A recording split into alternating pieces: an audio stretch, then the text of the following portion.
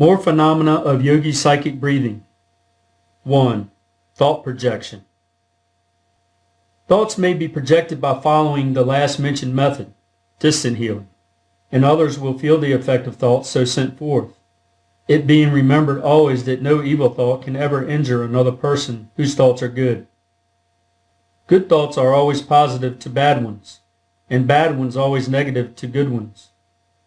One can, however, excite the interest and attention of another by sending him thought waves in this way, charging the prana with the message he wishes to convey. If you desire another's love and sympathy, and possess love and sympathy for him, you can send him thoughts of this kind with effect, providing your motives are pure. Never, however, attempt to influence another to his hurt, or from impure or selfish motives, as such thoughts only recoil upon the sender with redoubled force and injure him, while the innocent party is not affected. Psychic force when legitimately used is all right, but beware of black magic, or improper and unholy uses of it, as such attempts are like playing with a dynamo, and the person attempting such things will be surely punished by the result of the act itself.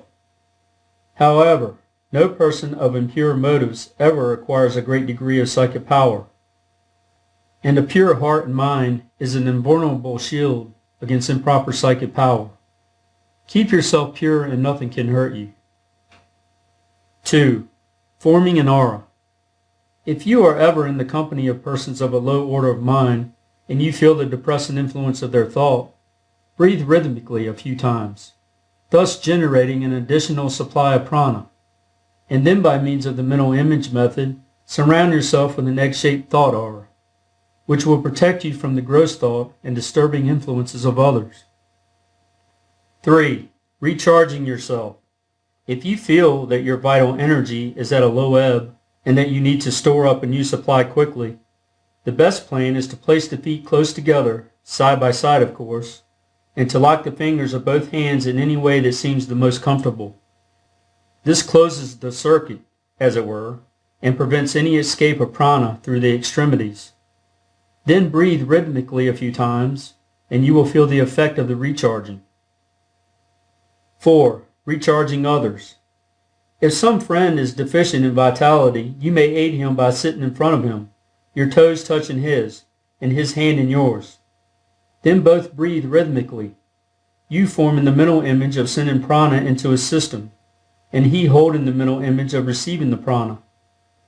Persons of weak vitality or passive will should be careful with whom they try this experiment, as the prana of a person of evil desires will be colored with the thoughts of that person and may give him a temporary influence over the weaker person. The latter, however, may easily remove such influence by closing the circuit, as before mentioned, and breathing a few rhythmic breaths, closing with the cleansing breath. 5. Charging water.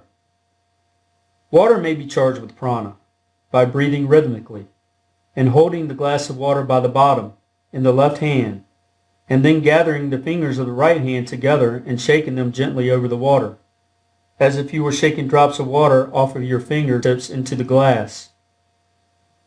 The mental image of the prana being passed into the water must also be held.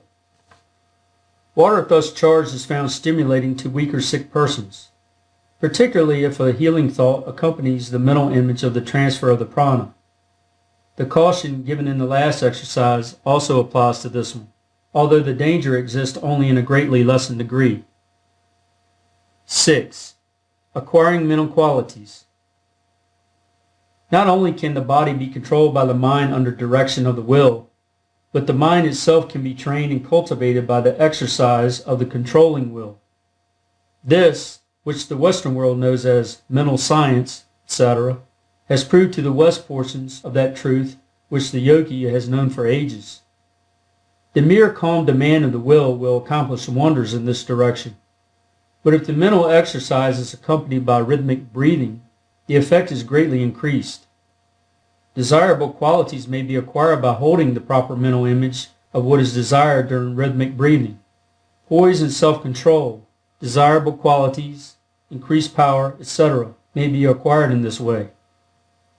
Undesirable qualities may be eliminated by cultivating the opposite qualities.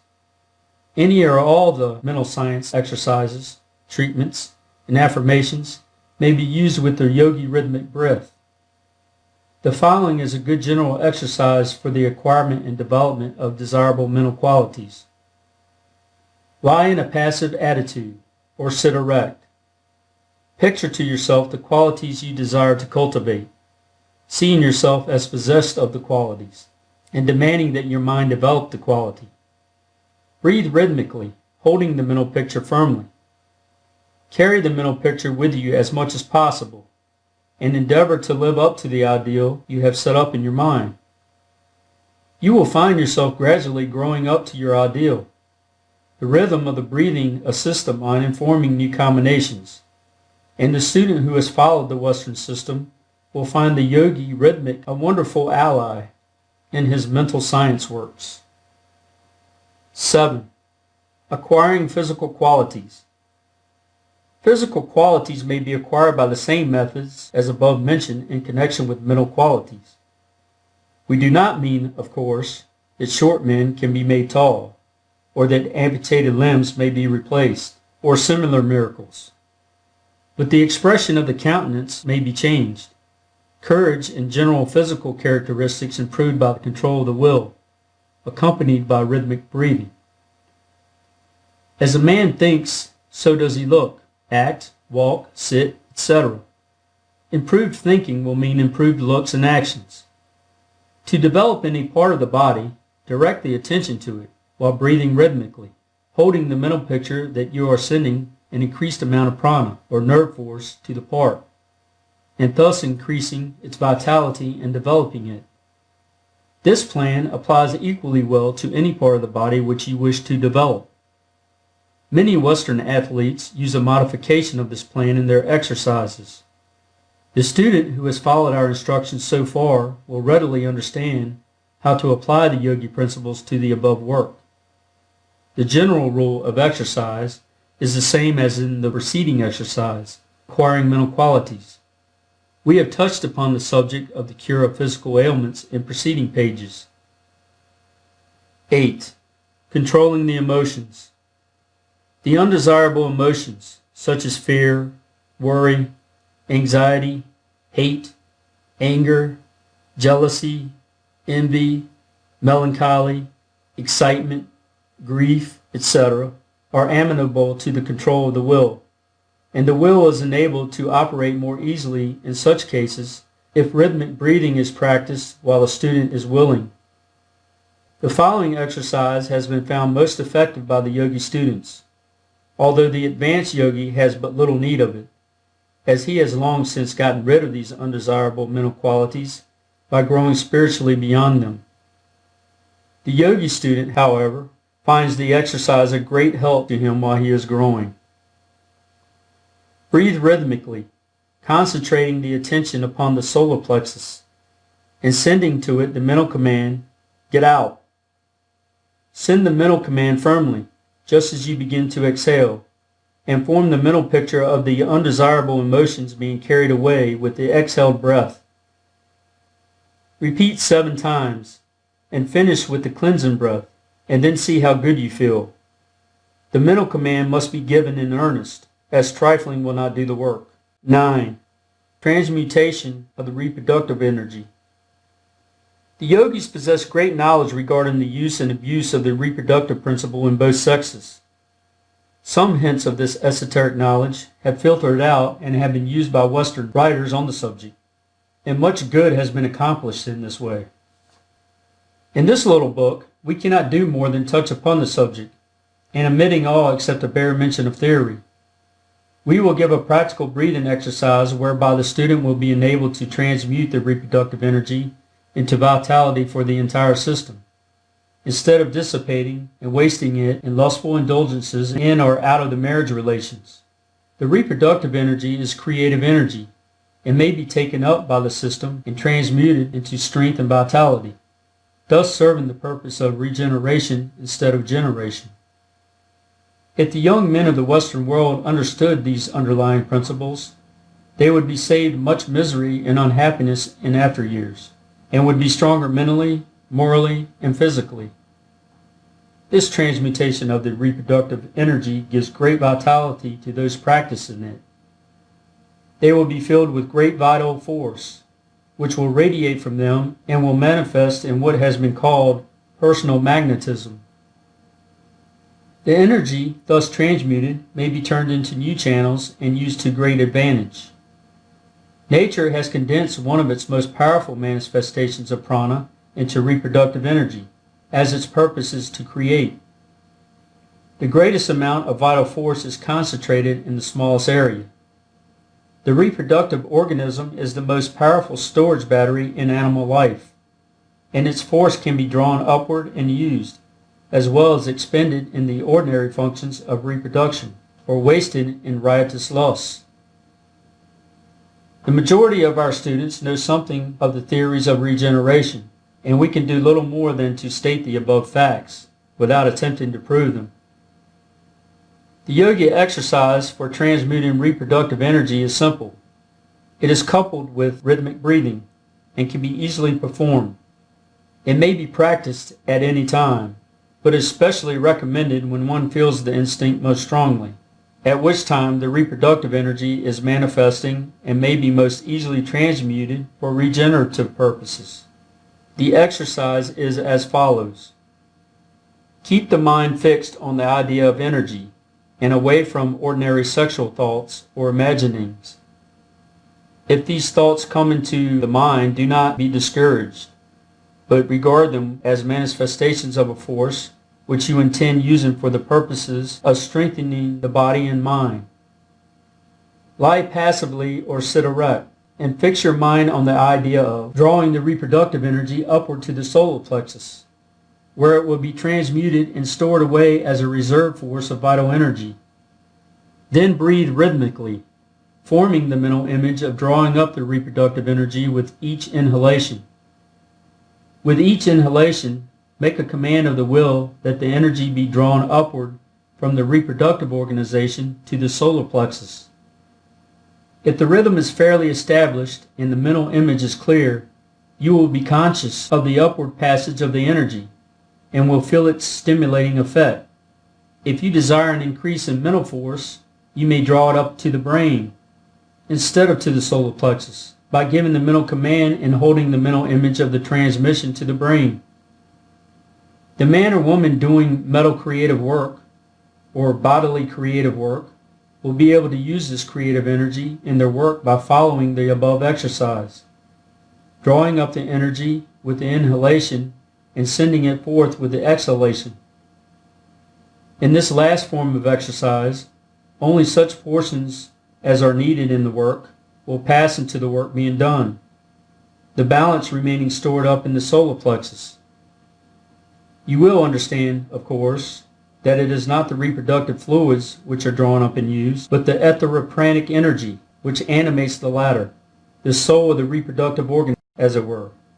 It is usual to allow the head to bend forward easily and naturally during the transmuting exercise. 10. Brain stimulating. The yogis have found the following exercise most useful in stimulating the action of the brain for the purpose of producing clear thinking and reasoning. It has a wonderful effect in clearing the brain and nervous system, and those engaged in mental work will find it most useful to them, both in the direction of enabling them to do better work and also as a means of refreshing the mind and clearing it after arduous mental labor. Sit in an erect posture, keeping the spinal column straight and the eyes well to the front, letting the hands rest on the upper part of the legs.